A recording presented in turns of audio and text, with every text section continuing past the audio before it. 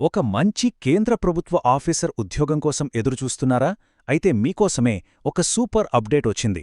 National institute of solar energy, అదేనండి NISC నుంచి ఒక అద్భుతమైన అవకాశం.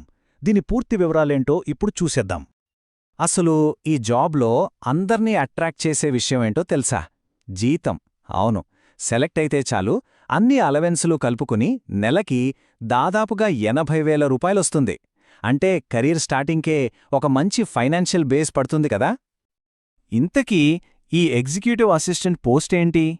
ఇది మన కేంద్ర ప్రభుత్వానికి చెందిన ministry of new and renewable energy ఉంది కదా, దాని కింద పనిచేసే national institute of solar energy అంటే ఎన్ఐఎస్సి లో ఒక ఆఫీసర్ లెవెల్ పోస్ట్ అనమాట. సరే, అంతా బావుంది.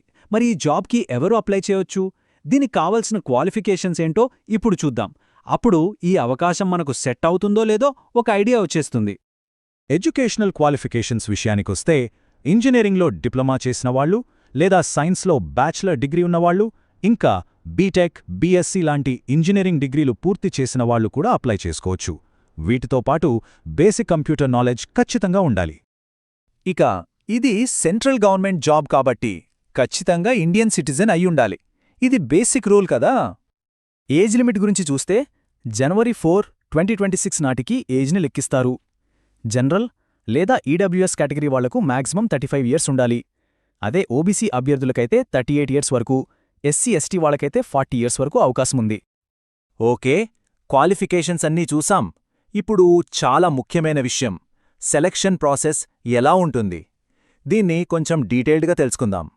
ఈ జాబ్లో ఒక పెద్ద గుడ్ న్యూస్ ఏంటంటే సెలక్షన్ ప్రాసెస్ చాలా సింపుల్ అండ్ స్ట్రేట్ ఫార్వర్డ్. ఒకే ఒక్క రిటర్న్ ఎగ్జామ్ అంతే, దాన్ని బట్టే సెలక్షన్ ఉంటుంది. అసలు ఇంటర్వ్యూనే లేదు. అంటే ఎగ్జామ్లో ఎంత బాగా పర్ఫామ్ చేస్తే జాబ్ వచ్చే ఛాన్స్ అంతెక్కువ. ఆ రిటర్న్ ఎగ్జామ్లో పార్ట్ 1 ఇది 50 మార్కులకుంటుంది. ఇందులో 5 సబ్జెక్టులు ఉంటాయి: general awareness, reasoning, quantitative aptitude, English, అలాగే బేసిక్ కంప్యూటర్ నాలెడ్జ్.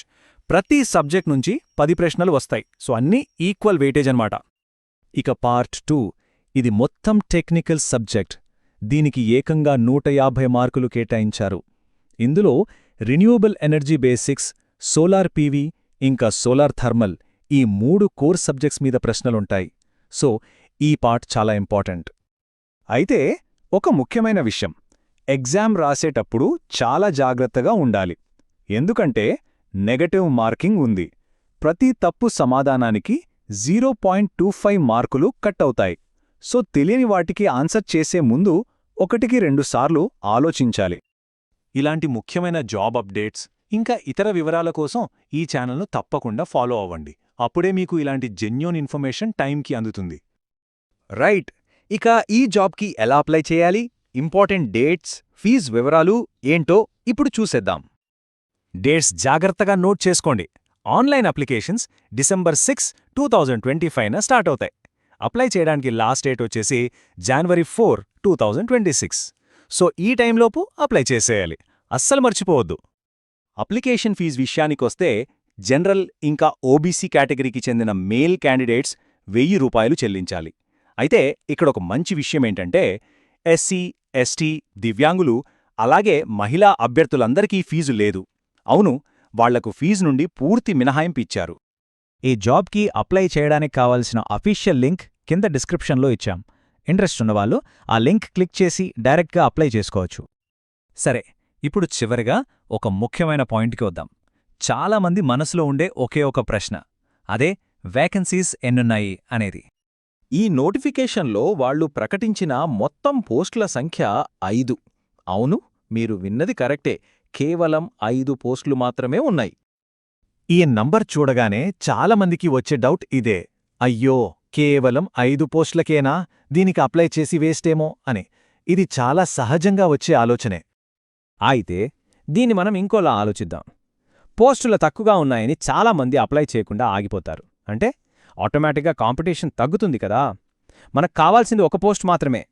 పైగా కొన్నిసార్లు తర్వాత పోస్టుల సంఖ్య పెంచే అవకాశం కూడా ఉంటుంది. అన్నింటికన్నా ముఖ్యంగా ఇది ఒక ఆఫీసర్ లెవెల్ జాబ్, కెరియర్కి ఒక టర్నింగ్ పాయింట్ అయ్యే అవకాశం. కాబట్టి ఒక్కసారి ఆలోచించండి. మంచి జీతం, అద్భుతమైన కెరీర్, సెంట్రల్ గవర్నమెంట్లో ఆఫీసర్ జాబ్, ఇలాంటి ఒక హై రివార్డ్ ఆపర్చునిటీ మన తదుపరి కెరీర్ స్టెప్ అయితే ఎలా ఉంటుంది? నిర్ణయం మీ చేతుల్లోనే ఉంది.